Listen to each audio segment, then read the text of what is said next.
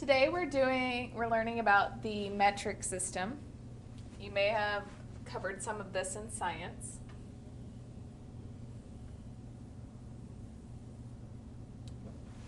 Our metric system has the kilo, hecto, deca, your basic unit, deci, centa, milli, okay? And all of those are, if you notice, each place value is 10 times the place value to its right. Now our base unit that we will be dealing with could either be the meter, the liter, or the gram today.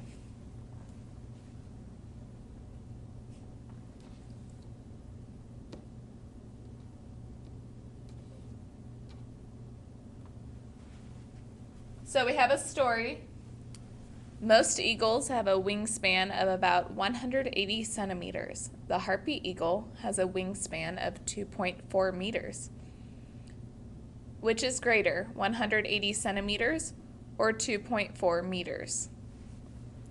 In order to solve this problem, we need to convert those to the same unit.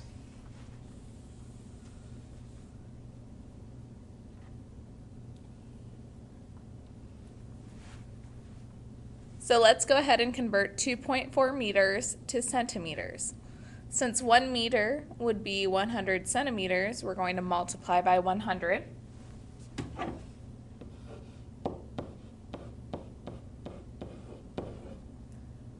Which means that we move the decimal point 2 spots because we have 2 zeros. And so we get 240 centimeters. 240 centimeters is obviously greater than 180 centimeters, so the harpy eagle has a greater wingspan than most eagles.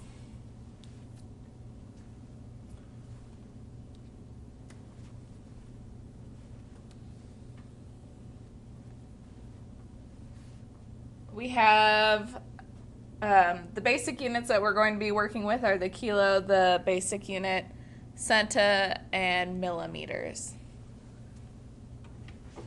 So if you are changing from larger units to smaller units, you're going to be multiplying. So if we started with kilometers, we would multiply times 1,000 to get our meters. Okay.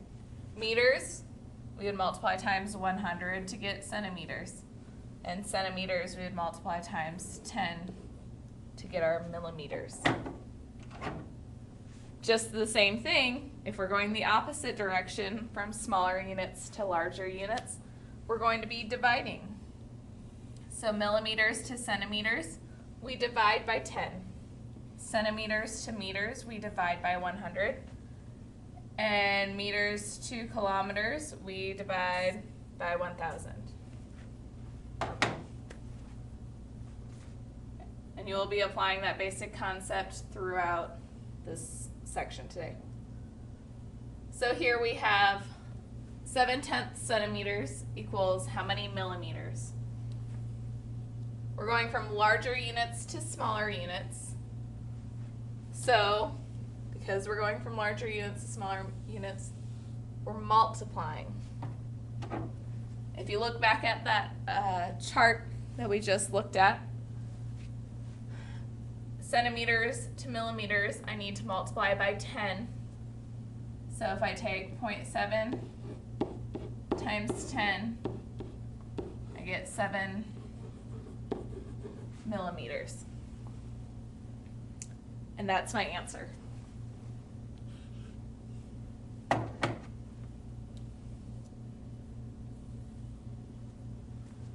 $3,850 meters equals how many kilometers?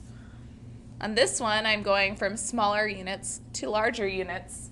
So in that case, we divide.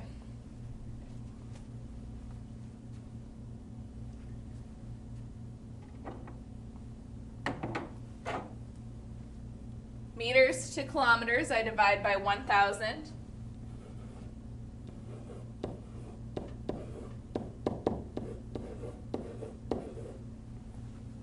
And again, I got that by looking at our chart that we went over on the previous page. 3,850 divided by 1,000. Okay, I can move my If I'm dividing, I'm moving my decimal 3 places back. So I get 3 85/100 kilometers. That same concept will apply to other units such as the gram and the liter, which you will also see on your assignment today.